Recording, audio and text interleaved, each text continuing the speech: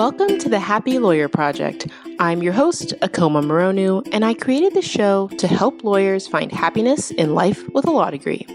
Together with my guest, we provide the knowledge, skills, insight, inspiration, and encouragement you need to find your happy. I cannot believe that the summer is almost over and that this year has just flown by. I mean, every single year I pick a word, and that word is what I use to inspire the choices that I make throughout the year. And this year, my word was adventure. And so one of the ways that I committed to pursuing adventure was that I promised that for the first time ever, I was going to use all of my vacation days. And in doing so, I was able to do a ton of traveling.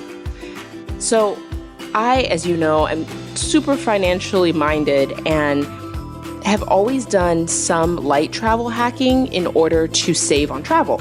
And by that, what I mean is that every single year, my family and I would take at least one free trip. We've been to Nicaragua, we've been to Belize. This year, we're doing Costa Rica, and next year, we've got Ecuador on the schedule. So lots of fun adventures with the family. And I've been posting about them on Instagram for those of you who follow me there. And for those of you who don't, you should. But so many of you have been asking me all about travel hacking, what it means, how I do it. And so I wanted to have a show to share that information with you guys. And I've invited Kevin from the Financial Panther back on the show to share some of the basics of travel hacking. And we chat about how you too could be spending less on travel. I just want to share one huge caveat before we dive into the show. I do not recommend this strategy for anyone that does not have a good credit score, is not good at managing their spending, has credit card debt, or isn't paying their credit cards off in full every single month. I'm serious, guys. I don't want you guys to get in trouble with this. But if those don't describe you, then I think this might be something really fun for you to try. On to the show.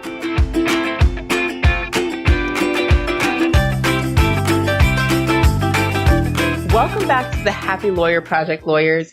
Some of you may remember Kevin. He was here on episode 32, where he shared his story of paying off $87,000 in student loans in just 2.5 years.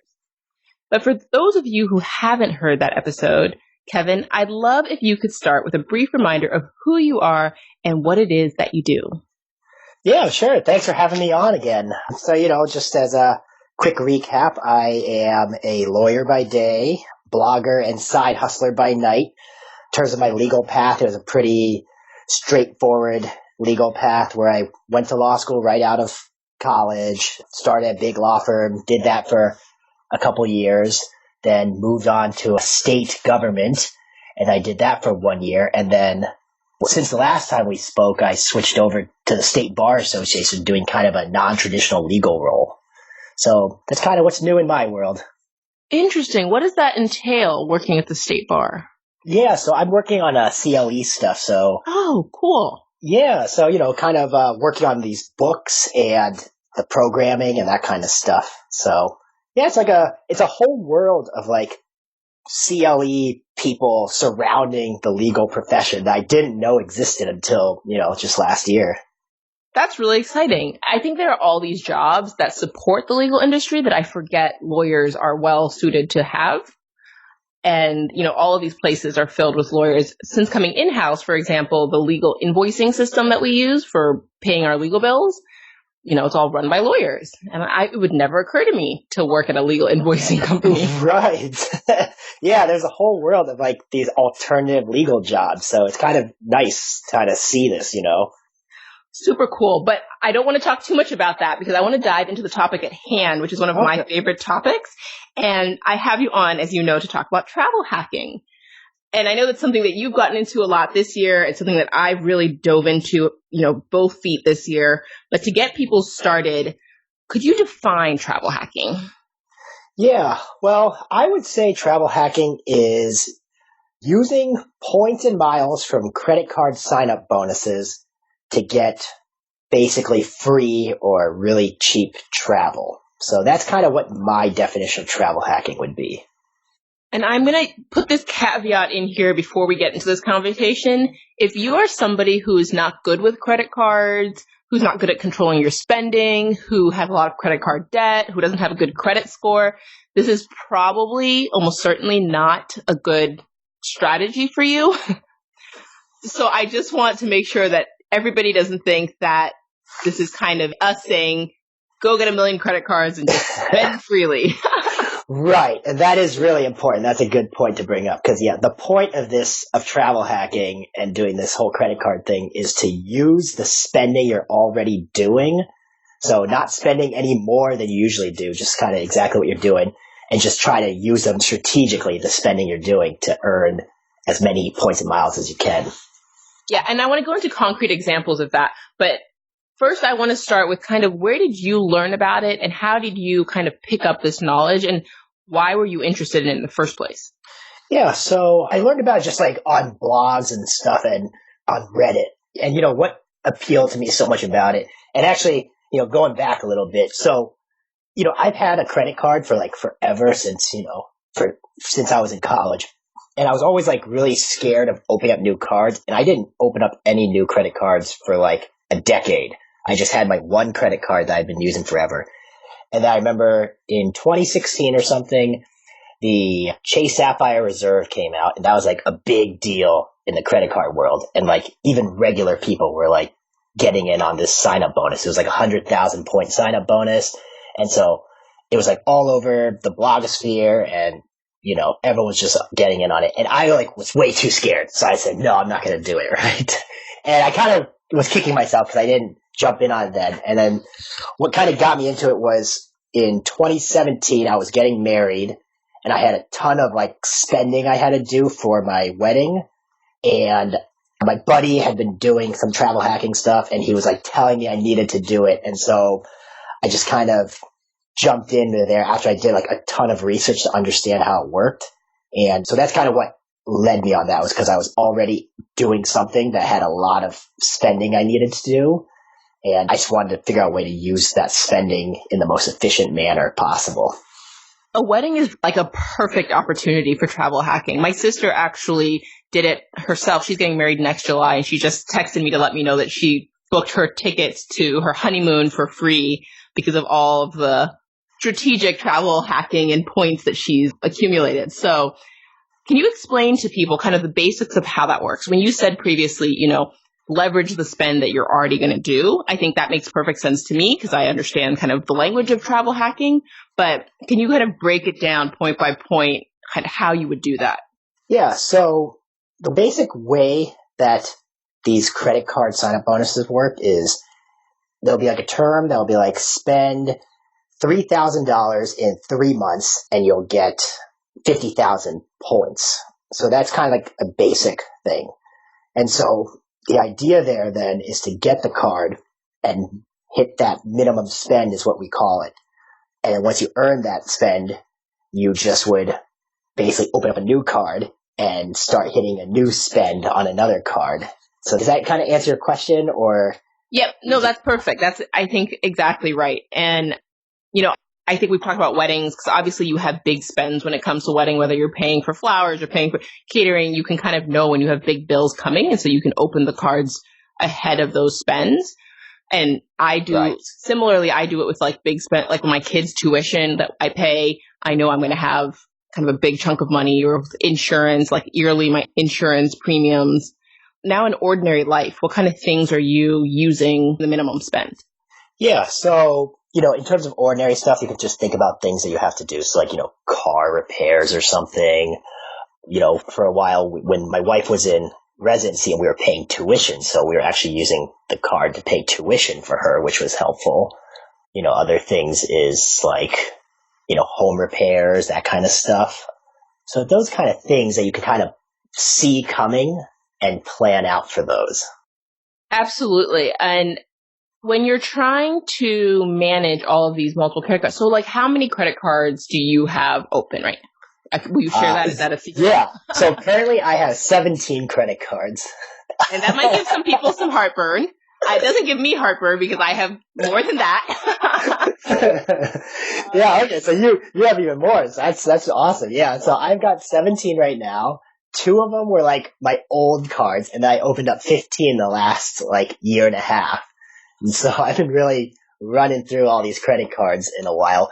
A lot of the spending I was able to hit because of wedding stuff. So, I kind of pay a photographer, pay the venue, pay, caterer, all that stuff. And so that really helped me get a chunk of spending out like all at once. And then, yeah, just, that's that kind of stuff. Paying for like flights, like going to FinCon, for example, is a thing that I paid for. And I just, I use a card and pay for the flights there. And that way, since it's a business expense, it like is good for me as a business expense, and I can still hit minimum spends with it.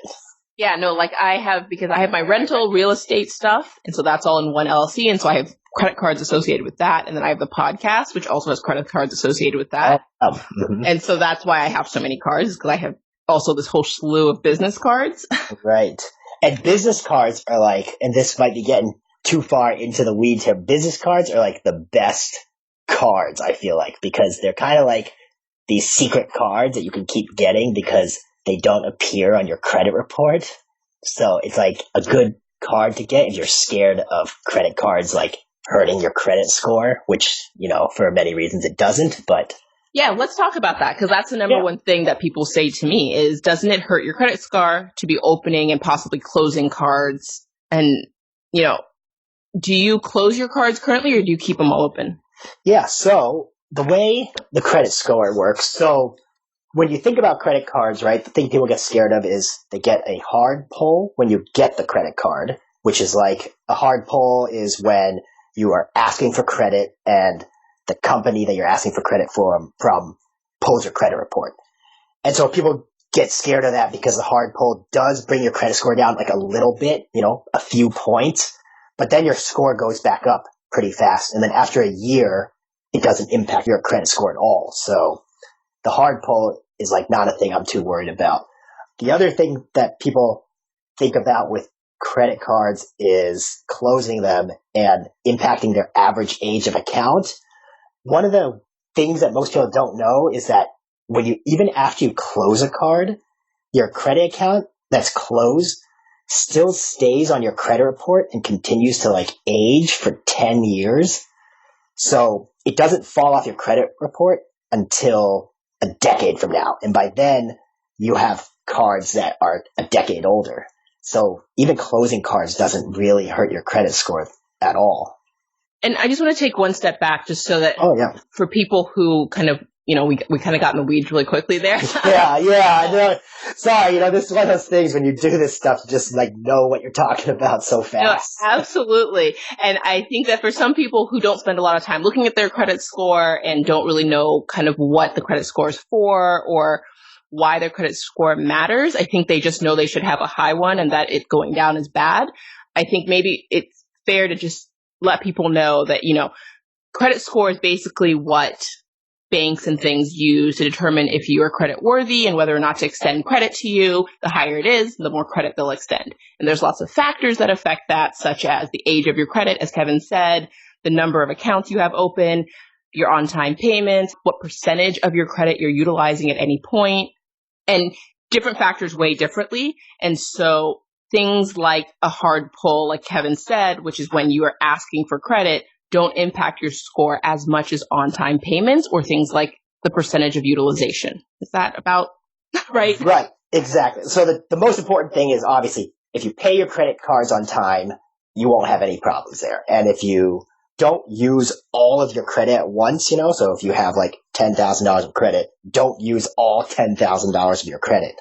Those are the kind of two big things to pay attention to.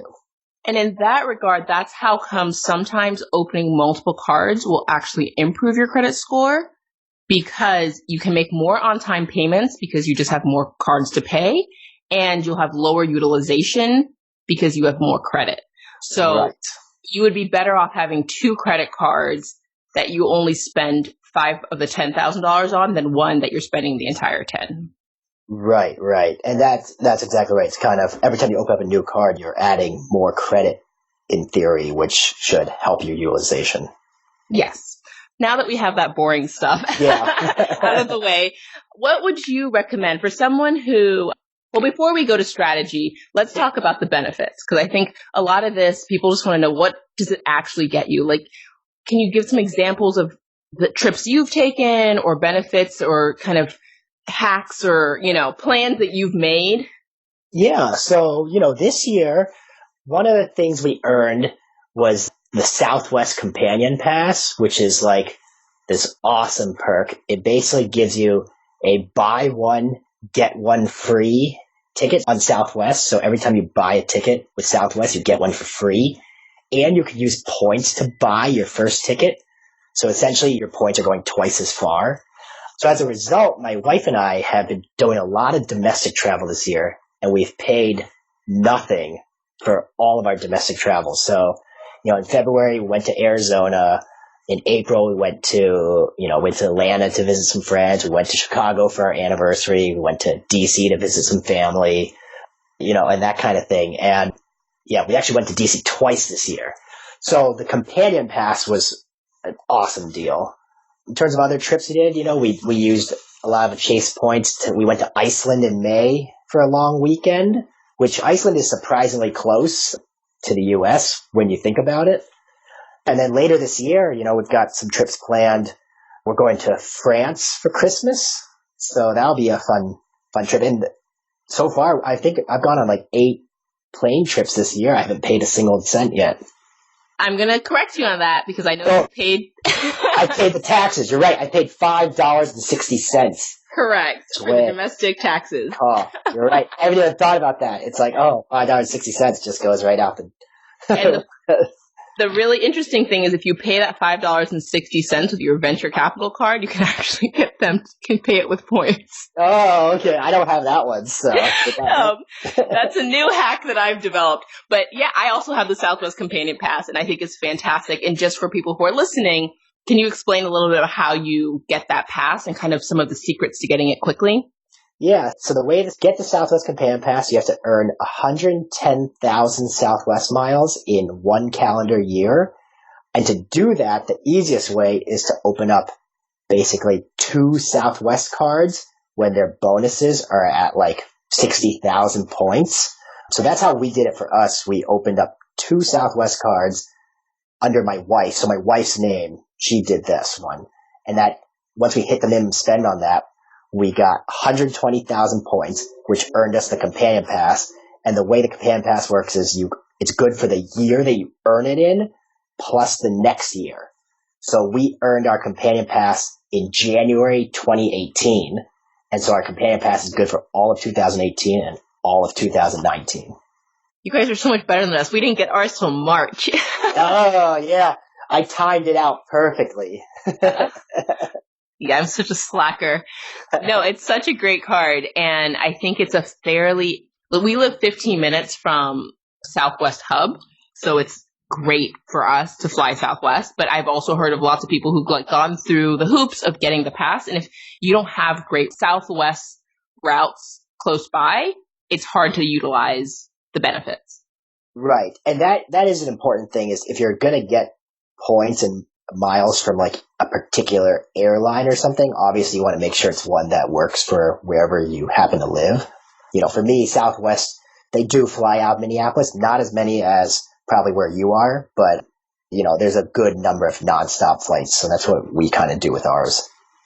So for someone who is interested in potentially getting started or learning how to do this, is there a beginner card that you recommend or a first? Because obviously you don't have to go all in. You don't need to have 17 cards. You don't need to be trying to do what I'm doing, which is hacking every dollar.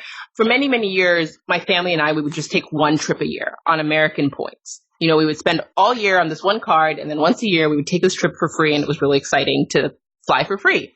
And I think for a lot of people that's attainable, but they don't really know how to get there. Is there a specific point program or credit card or airline that you would suggest or that you recommend to people? Yeah, so the card that is the easiest one to get started with is probably the Chase Sapphire Preferred card.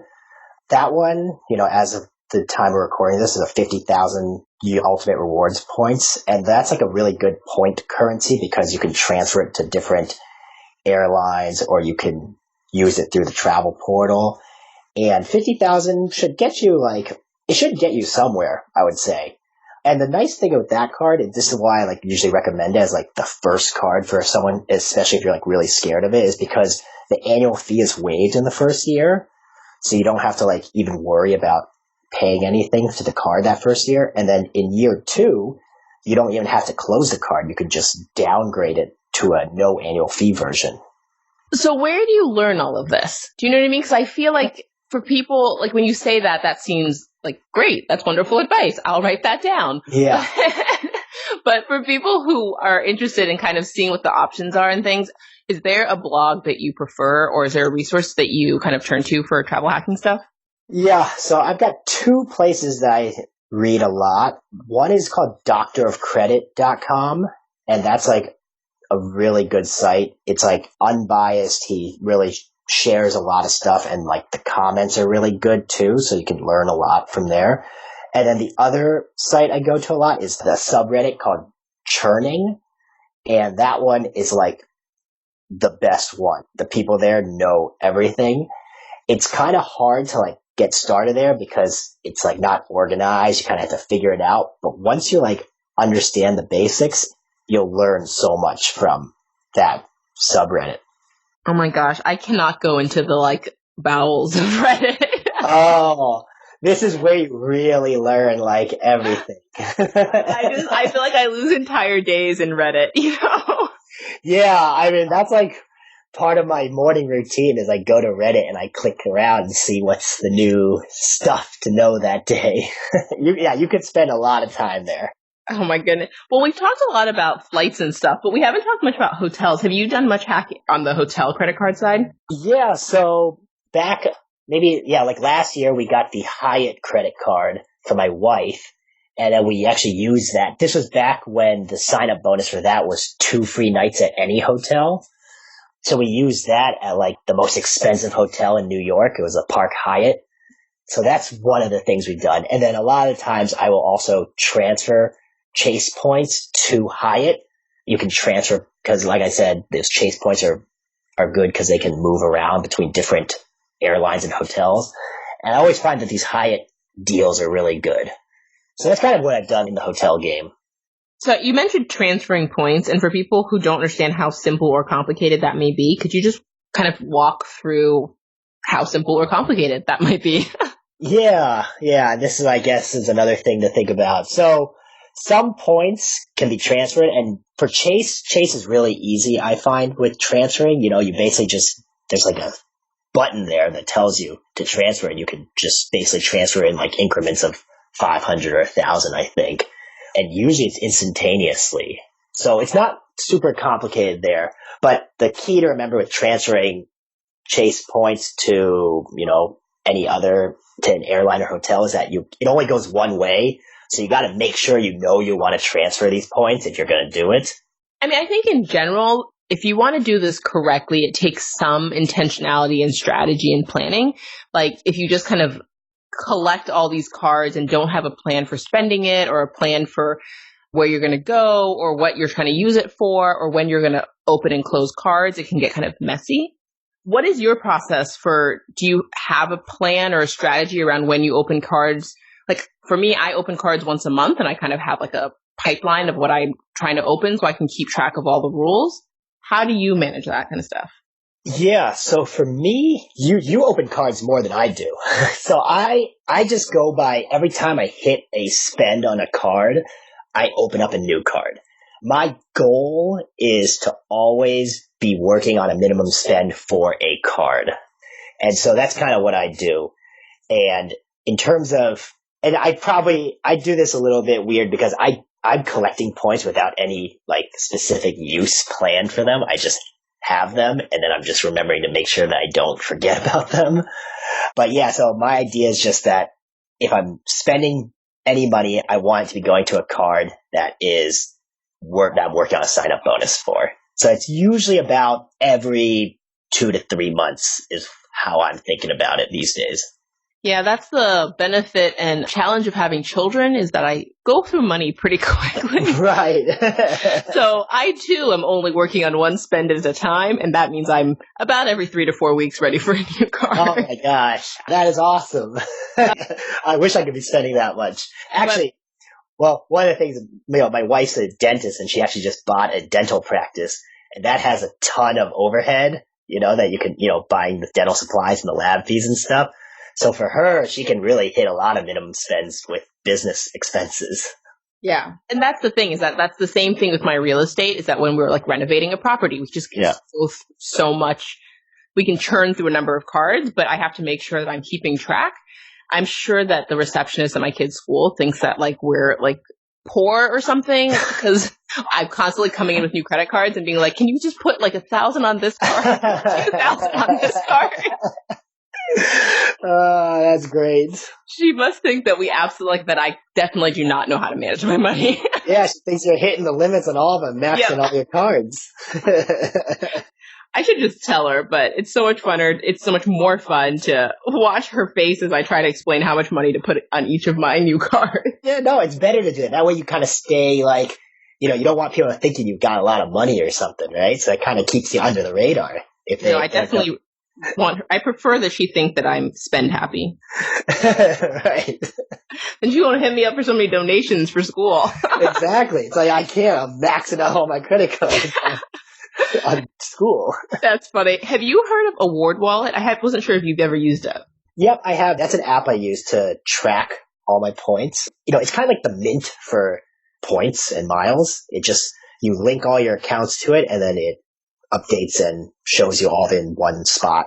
So I love Mint, so I thought I would love Award Wallet, but I think I'm too far down the rabbit hole. Like the amount of time it would take me, like I have my spreadsheets and all my, Yeah. And the amount of time it would take me to transfer all of that information, I just can't make myself sit down and do it. But do you find that it's really useful to have it all in one place? I just like I like using all the fintech stuff and, all these apps, but like I don't check it like religiously. And it's kind of annoying because it syncs up really slowly.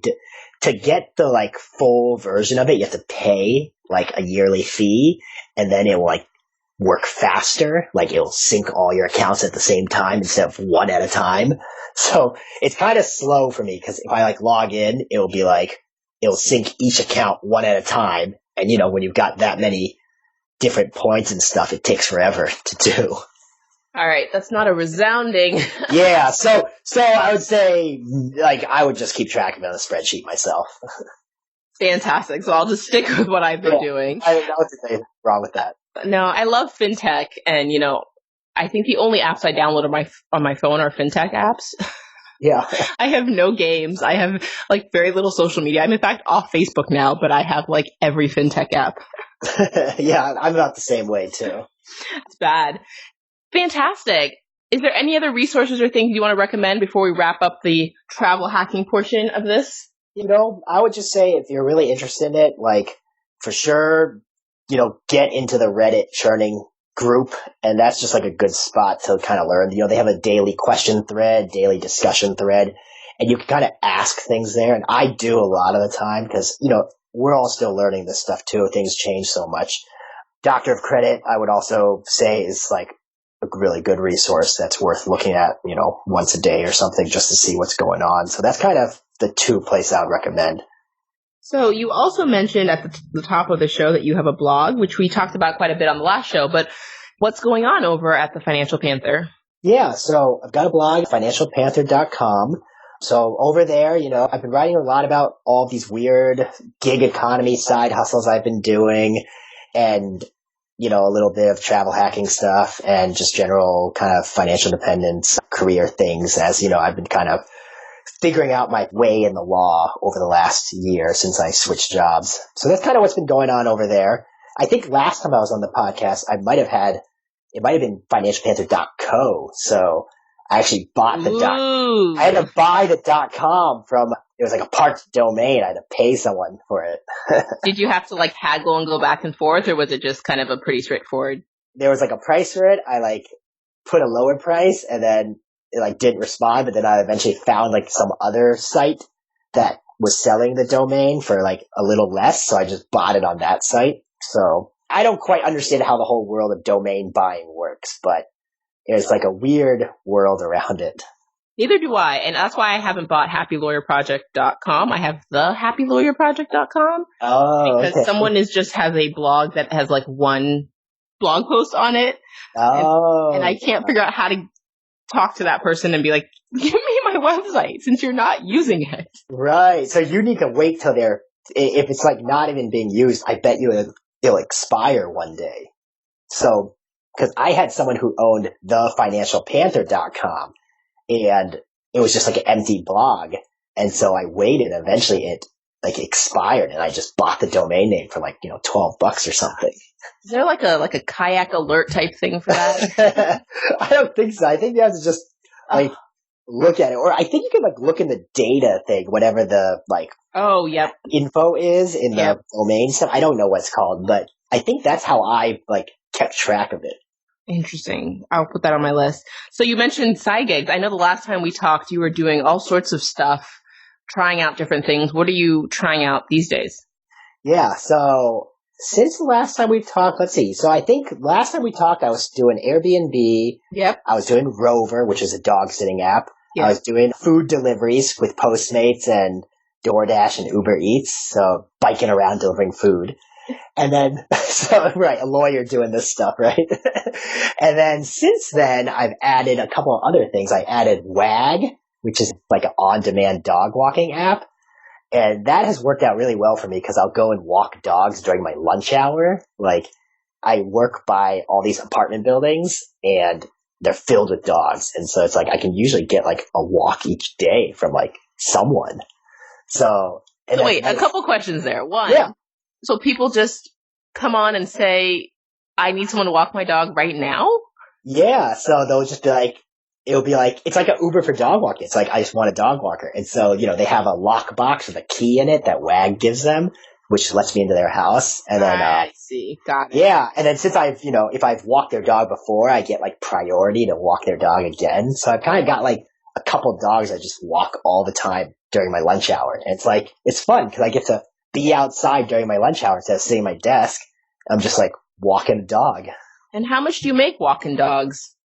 Yeah, so it'll be like a 20-minute walk with the tip is like $12. A 30-minute walk, I'll make like $16. So it's like, it's not like a ton of money, but no, but it more than covers lunch. It covers lunch. It actually gives me an excuse. A lot of times I just skip lunch, and so it just gives me an excuse to at least get outside and walk around. So it's kind of like I'm earning money during my lunch hour that I would just be sitting at my desk doing, whatever. That's the thing I like so much about your perspective is that it's very like progress driven. I have a hard time with incremental gain. I always just want to do things that are going to give me a lot of, I want big wins all the time. Yeah. I mean, like, I look at it, it's like, okay, if I make $12 or $16 every day, it's like it adds up over the course of it. I make $200 a month just walking dogs, like literally during lunch. No, you're completely right. I think part of it is a little hard because I have kids, so there's this like cost benefit. Right. That I have to exercise, that I have to go through where I'm like, okay, if I have this free time, is it worth the $12 or should I? And, if I could walk the dog with my kids, maybe, but they're really slow walkers. Oh, yeah. Well, you could. Like, I've done it where I've walked dogs like after work, like people order a dog like after work and I'll like bring my dog and walk my dog also at the same time. That's perfect because you were going to walk your dog anyway. Right. So it's like I'm walking my dog and walking someone else's dog and getting paid for it. So I love that. That's great. Yeah. Well, the other thing I've been doing too is these scooters. Have you seen these bird and lime scooters? Yes, we have them everywhere. Oh, I am obsessed with these things. So I started charging them. Basically, you could get paid to charge up these scooters and bring them back like in the morning. And so I'll charge it up and then ride it to work. What do you mean you can get paid to charge them? Okay, yeah. So the way the scooters work is that it's like independent contractors who charge these scooters up at night. And so what I'll do is like on my way home from work, I'll grab a scooter or something and bring it home. And then in the morning, I charge up, like I literally plug it into like my wall, like just like a normal outlet and charge up this electric scooter. And then in the morning, I ride it to work and park it in like a designated spot and I get paid to do that. So it's like I get a free scooter ride and I got paid to go to work. That is so genius. I've been trying to get my husband he works like half a mile away and usually he rides his bike, but some days he's just too tired to ride his bike because he was up late or whatever. And so I'm always like, just snag one of those scooters and we'll just keep it at our house. Yeah, that's exactly what I do. Like I just keep these scooters around. I can ride them around all the time. Oh my gosh. And how much do you make charge riding scooters? Yeah, I know, right? So the price on it can vary. It goes between $5 and $20. So, if you ride one scooter, you can make $5 in the morning on your way to work. I do a thing where I stack a couple scooters on top of each other. Of course you do, Kevin. No, that's what I'm going to do. So I'll like stack like 3 scooters on top and ride a big stack of 3. I can't even imagine you with all your things. You're like dog walking. I don't know what you need for dog walking and your scooters on your way to work. I am, every second of my day is being monetized in some way. I love that. So how much money are all of these incremental side gigs pulling in for you on average? Yeah. So, like I write these little side hustle reports each month on my blog. So, this past month in July, I made $1,700 from like doing all these different things all together. In August, I'll make well over $2,000 like doing all this stuff. And so like it adds up like surprisingly. No, it certainly does. And that's just in your free time. So like, I feel like that's amazing. Good for you. Yeah. It's just a fun thing. I know. You get so much joy out of it. Like I don't know that I would get as much joy out of it. Right. And that's like, if it's not fun for you, like don't do it. I wouldn't do it if it wasn't fun. Like I do get a lot of joy out of it. That's exactly right. But I am considering going into the Airbnb space. We have a couple of duplexes that we're considering doing one side as an Airbnb to test it out, but we'll see. Yeah. I mean, that's a great thing with Airbnb is you can just try it because if it doesn't work out, like let's say you don't like it, you just stop doing Airbnb. The problem is that we have to like furnish and, do the whole thing up. Yeah, that's true. Yeah, if you don't have that stuff yet. So, but the reason we're thinking of doing it that way is because it's a 1-bedroom, 1-bath. That was built on the side of like a 3-bedroom, 2-bath. So the 3-2 will rent out easily. The 1-1, you can either get great renters or you get terrible renters for a 1-1. Right. Well, if you think about like a return, like let's say you buy like a couch and a bed and everything, and I don't know, you spend, $1,000 some, right? Like furnishing up all this stuff. You don't have to get like all the fancy stuff. No. You can make that money back pretty fast, I would think, especially in your market. I bet you could make it back pretty quickly. Yeah. And so that's kind of what we're trying to do is to price out how much, kind of where in the market we want it to be and make sure that, because I think if you go too low, it'll be hard to get that return. If you go kind of right above mid-range, you could get a good return. And then once you make the money back, you can always just sell the stuff and be like, never mind, I didn't want to do this. This is not the right fit for me. But I'm increasingly into the idea of, I think like a lot of people, I want to like own a B&B when I get old. I know, there's like something innate in all of us, I feel like, that we like want to host people. Yes, that is spot on, correct. It's just and I don't know what it is. Why is that? I don't know, yeah. It's like the thing we all want to do. And the thing about Airbnb is it rewards good hosting. And that's one of the things that hotels lost along the way is that hospitality. They became too much about the product and not enough about the service. Right. And so that's what's really fun for me about having an Airbnb is the idea of like being able to add service to it and make it like interesting. And like, I love when I go to an Airbnb and there's like goodies in the fridge and like a really good guidebook and.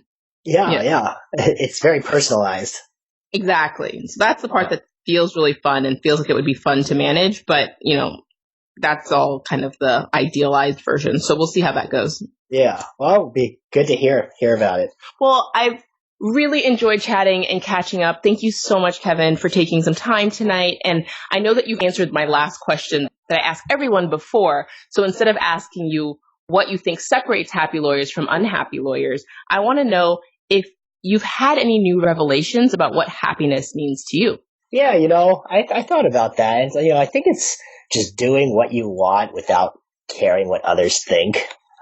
That's kind of what it is. I do a lot of, even my recent career change, it's like, it seems kind of weird, like I would go to this kind of job that seems kind of beneath what I was doing before. And it's like, I did it because it was the right move for me and, I would make me happier. And then, all this other stuff I do, that seems like kind of beneath me, walking dogs, dog sitting, grabbing scooters to charge up. It's like, I just do them and I don't care what people think about it. Really I just find it fun. So that's kind of what I think happiness is just doing what you want without caring what other people think. That's so great. And I think more people could use that in their life. So thank you so much, Kevin. Yeah. Thanks for listening.